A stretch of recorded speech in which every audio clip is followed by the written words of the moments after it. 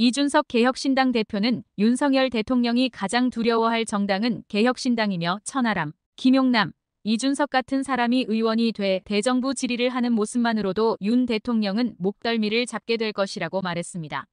이 대표는 22일 최경영 앵커가 진행하는 스픽스의 정치본색에 출연해 민주당은 과반을 훌쩍 넘는 원내 일당이기는 했지만 제대로 실력을 보여주지 못했다. 그래서 한동훈을 저렇게 키워준 것 아니냐면서 방송 등을 통해 논리와 능력 등을 검증받은 개혁신당 인사들을 주목해달라고 당부했습니다. 이 대표는 김건희 여사 명품 백수수 경우 명백한 범죄 행위이기 때문에 현재 검찰이 수사해서 처벌해야 하는 사안이며 따라서 특검을 거론할 필요조차 없다라고 규정했습니다. 도이치모터스 주가 조작 사건은 공범들이 전부 처벌된 사건임에도 주범에 대한 수사가 전혀 안 되는 만큼 특검을 통해 진상을 규명해야 한다는 주장도 했습니다. 양평 고속도로 게이트 경우 국정조사를 먼저 실시한 뒤 미진한 부분은 특검으로 가는 의견을 제시했습니다. 최순실 사태 때 비슷한 과정을 겪었다는 겁니다. 이 대표는 국민의힘이 먼저 국정조사를 받았어야 했다는 의견도 제시했습니다. 이 대표는 현재 정부가 추진 중인 의대 정원 2,000명 증원과 관련 전공의들의 사직서 제출로 의료 대란이 일어나고 있는데 대해서도 정부를 강도 높게 비판했습니다. 의대 증원은 의과대가 없어진 서남대 정원 규모를 전남 지역 의대에 증원해주고 포스텍과 카이스트의 연구중심 의대를 설립하는 한편 의료계와 논의를 거쳐 200명에서 400명 증원을 하면 의료계를 설득할 수 있다고 봤습니다. 이 정도 증원은 정부와 의료계 사이에서도 공감대를 형성한 사안이라는 겁니다. 그런데도 정부가 2,000명 증원을 밀어붙이는 것은 말도 안 되는 정책이라고 힐난했습니다. 그러면서 이 대표는 약속대련 의혹을 제기했습니다. 정부의 정책에 젊은 의사들 중심으로 반발이 심해 국민 불편이 최고조에 달할 즈음 한동훈 비대위원장이 갈등 조정자를 자임하면서 4,500명 선으로 타협안을 제시하고 정부가 마지못해 이를 받아들여서 총선 승리를 끌어낸다는 것입니다. 이 대표는 만약 이런 시나리오를 구상했다면 국민 지탄을 받는다. 국민 생명과 건강을 볼모로 정치적 이속을 챙기는 나쁜 행위다라고 비판했습니다. 이 대표는 총선이 끝나도 국민의힘과 합칠 가능성은 전혀 없다면서 지금 윤석열 대통령이 하는 정책은 보수가 아니라 우왕좌왕 정책이라고 진단했습니다. 이 대표는 개혁신당의 정체성은 중도 보수이기 때문에 창당 작업이 진행 중인 조국신당과는 지지 기반이 겹치지 않으리라고 내다봤습니다. 조국신당에는 이재명 민주당에 실망한 민주당 지지자들의 표가 갈 것으로 예측했습니다.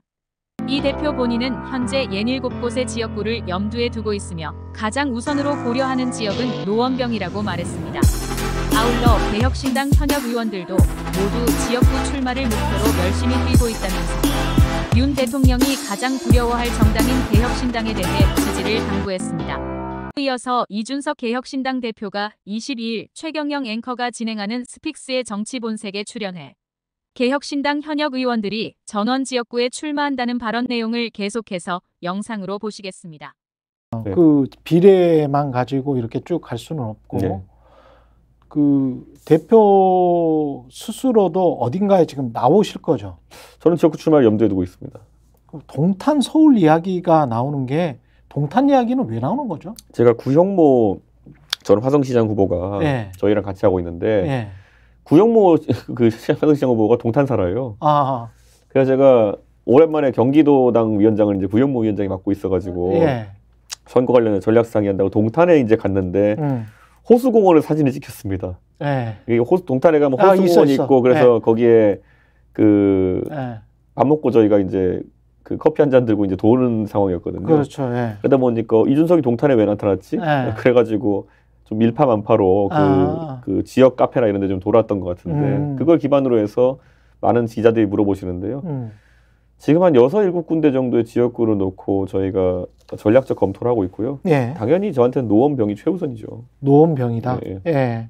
여전히 노원병이고 예. 거기에서 그러니까 지역구에 어떤 특정 지역구에 2030의 남자 위주로만 사는 지역구는 없잖아요. 그 예전에 유승민 의원이 예. 그 투표소별 1등 한 곳이 있긴 합니다. 성균관대 율전 캠퍼스 앞에 무슨 그 율전동일 겁니다, 아마. 그러니까 그 동만 있는 지역구는 없을 거 아니에요? 그게 그 성대 앞에 그 지역구긴 그렇죠. 합니다. 왜냐면 아니 근데 그 지역구가 이제 전체 한 동으로만 이루어지지는 않았을 거 아니에요? 근데 만 몇천 명을 전입시켰더라고요. 아, 그래요? 그때 성균관대는 기숙사에 사는 사람들 다 전입시켜요. 네. 저희도 이제 이건 제가 전혀 거긴 살펴본 적도 없고요. 네. 유승민 의원도 깜짝 놀라서 여기 뭐지를 봤는데 성균관대학교가 기숙사에 사는 학생들 주소지 이전 사업을 해가지고 그랬구나. 예, 거의 뭐 약간 그냥 그 정보 차원에서 있냐고 물어보셔서 그런 아니 그러니까 노원병 같은 경우에 굉장히 제가 보기에 그렇게 쉽지는 않은 지역이에요. 그렇죠. 강북에서도 위쪽으로 가면 갈수록 완전히 이제 저쪽으로 접경 지역이 아니면 민주당한테 좀 유리한 지역들이 많거든요. 원래 유리했기 때문에 제가 3번 떨어진 거 아닙니까? 그렇죠. 그렇죠. 근데 여기에서는 그러면 어떻게 할 겁니까? 만약에 나가신다면. 저는 전공법이죠. 선거라는 것이 뭐 전공법에 다른 방법이 있습니까? 가가지고 뭐 누굴 매수할 것도 아니고 그렇기 때문에 저는 노원병뿐만 아니라 지금 당의 전략적인 판단에 따라 가지고 어려운 선거를 뛰어야 될 운명일 겁니다. 직진하겠다. 네. 직진하겠다. 그러면 개혁신당의 비례대표를 할지 이런 분들은 어떤 분들을 주로 선호하는 겁니까? 공관위원장이 선임되면은 저희는 전문가 위주로 이제 공천하겠다는 생각을 하고 전문가 있습니다. 위주로? 예. 어떤 마음에 두신 분들이나 뭐 들어오고 있는 분들이나 이런 분들이 있어요? 뭐 있지만은 사실 저희가 그 새로운 미래와의 통합을 하겠다고 했던 시점에는 그 인사들을 뭐 제가 알고 있는 분도 있고 또 접촉했던 분도 있지만은 바로 영입 단계까지 갈 수가 없었던 것이 비례대표를 이제 3당이나 아니면 상대적으로 작은 당에서 영입하려고 그러면은 어느 정도는 본인의 역할이나 아니면은 그런 당선 가능성에 대해서 확답을 줘야 됩니다. 그런데 이제 새로운 미래랑 함께 있을 때는 그거에 대해 가지고 대화하기 좀 어려운 상황이었죠, 서로.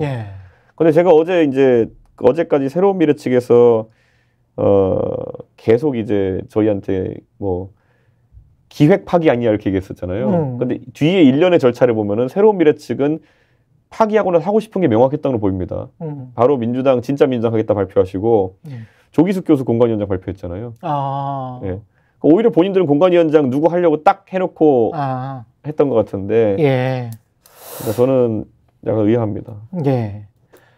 그 지금 현재 현역 의원들 양양자랄지 조홍천, 이원욱, 양정숙 의원 이분들은 다 그러면 지역구를 가세요?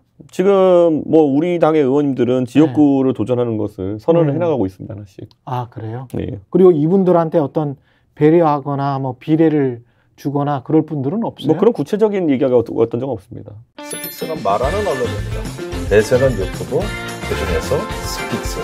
좋아요, 댓글, 구독, 알림 설정. 여러분이 저희를 사랑해 주시고 우리가 여러분을 사랑하는 4가지 방법입니다.